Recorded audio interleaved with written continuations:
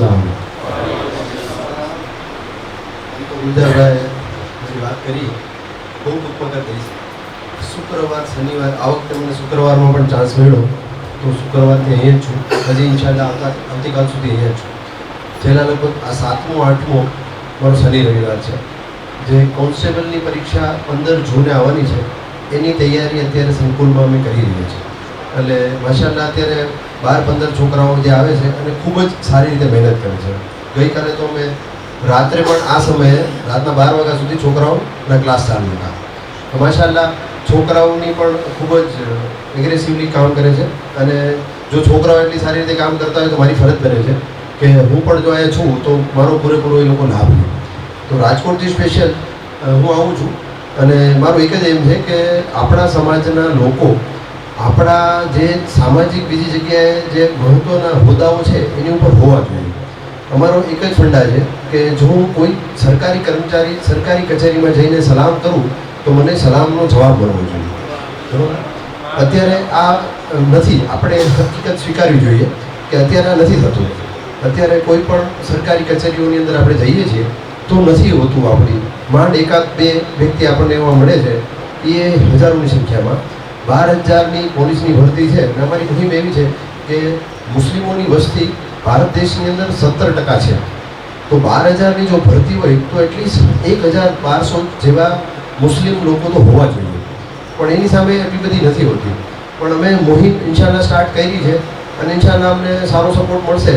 તો હવેની પછીની જેટલી ભરતીઓ છે સરકારની, આ તો અમે એક શરૂઆત કરી છે અને થોડી મોડી કરી છે. પણ જે ગુલજારભાઈએ કીધું કે શરૂઆત કરી એ અડધું કામ થઈ ગયું છે. તો એવી રીતે અમે શરૂઆત કરી છે. અને હવે અમારો બીજો એજન્ડા જે છે એ ગઈકાલે બહાર પડેલી તલાટી કમ મંત્રીની જોબ, રેવન્યુ તલાટીની ભરતી બહાર પડી છે જે 2350ની આસપાસની જગ્યા બહાર પડી. તો હું આજે મને મોકો મળ્યો છે આ તમારી મીટિંગનો લાભ લેવાનો. તો હું આ મીટિંગના બધા સભ્યોને જરૂર કહીશ કે જેટલા આપણા સમાજના ગ્રેજ્યુએટ થયેલા દીકરા દીકરીઓ હોય એમને ખાસ ફોર્મ ભરાવજો. બરાબર છે?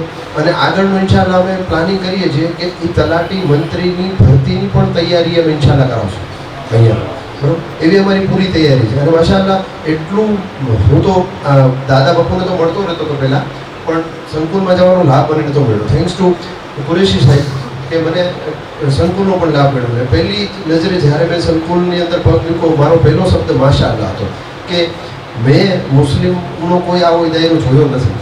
મેં હજરતને કીધું કે જો આપણે ધારીએ તો ઇન્શાલ્લાહ આખા ગુજરાતમાં એક એવું મરકઝ બનાવી શકીએ આને કે જ્યાં સ્પર્ધાત્મક પરીક્ષાના વિદ્યાર્થીઓ આવે અને અધિકારી બનીને માશાલ્લાહ નીકળે.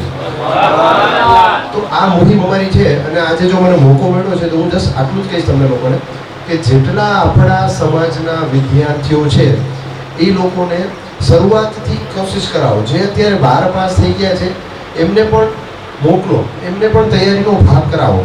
જો એ કોલેજ કરતાં પણ કરશે ને તો ગ્રેજ્યુએટ થશે ને ત્યાં સુધીમાં અલ્ટિમેટ ગોલ આપણો જે હોવો જોઈએ ને એ એક નોકરીનો હોવો જોઈએ. અલ્ટિમેટ ગોલ એ પૈસા કમાતો થઈ જવો જોઈએ છોકરો. તો જો સરકારની કોઈ પણ નોકરીની અંદર મુસ્લિમોની ભાગીદારી હશે તો ઇન્શાલ્લાહ આપણને વાંધો નહીં આવે. જે સિચ્યુએશન હાલે એમાં હરેક સમાજની ભાગીદારી હોવી જોઈએ. સમાજને બનાવવા માટે પણ સમાજની ભાગીદારી હોવી જોઈએ. તો જો સમાજ આપણો રોલ અદા કરશે તો જ થશે. હું તો એમ કહું છું પોલીસ સ્ટેશનની અંદર પણ મારા ભાઈઓ હોવા જોઈએ. હું બહુમાળી ભવનમાં પણ મારા ભાઈઓ હોવો જોઈએ. ડેપ્યુટી કલેક્ટર પણ હોવો જોઈએ. કલેક્ટર પણ હોવો જોઈએ. મેં ખુદે ક્લાસ 1 2 2 વખત 3 વખત પાસ કરી છે. મેં 2 વખત ઇન્ટરવ્યૂ આપ્યું છે. ક્લાસ 3ની નોકરી મેં 2 મૂકી દીધી છે. મને ક્લાસ 3માં નહોતું જવું. તો મારો એક હવે એક જ છે કે મારા સમાજ, હું બીજા સમાજમાં જાઉં છું, ઘણા બધા સમાજમાં રાજકોટમાં જાઉં છું, પણ હવે મારો ગોલ એવો છે કે જે મારું નોલેજ છે એ નોલેજને હું શેર કરું મારા સમાજને કામ આવવા માટે. તો ઇન્શાલ્લાહ તમારા લોકોનો પણ જો સપોર્ટ રહેશે તો મારી ખાલી એટલી જ તમને ઇલ્તિજા છે કે જેટલા મુસ્લિમ દીકરા દીકરીઓ આપણા છે જે અત્યારે કદાચ 12 પાસ થઈ ગયા છે ને એને નવી ભરતી પોલીસ કોન્સ્ટેબલની પાછી 12,000ની આવે છે બહુ ટૂંક સમયમાં. એના માટે તૈયાર કરો. અને જે વિદ્યાર્થીઓ ગ્રેજ્યુએટ થઈ ગયા, ઇવન દીકરીઓ કે દીકરાઓ, એને તલાટી રેવન્યુ તલાટીનું ફોર્મ ભરવા માટેની પણ મુહિમ ચાલુ રાખજો કે જેથી કરીને જેટલા ફોર્મ ભરશે પછી ઇન્શાલ્લાહ અમે જોઈશું કે કેવી રીતે અમને સગવડતા છે એ પ્રમાણે ઇન્શાલ્લાહ ચાલુ કરશું. અસ્સલામુ અલૈકુમ.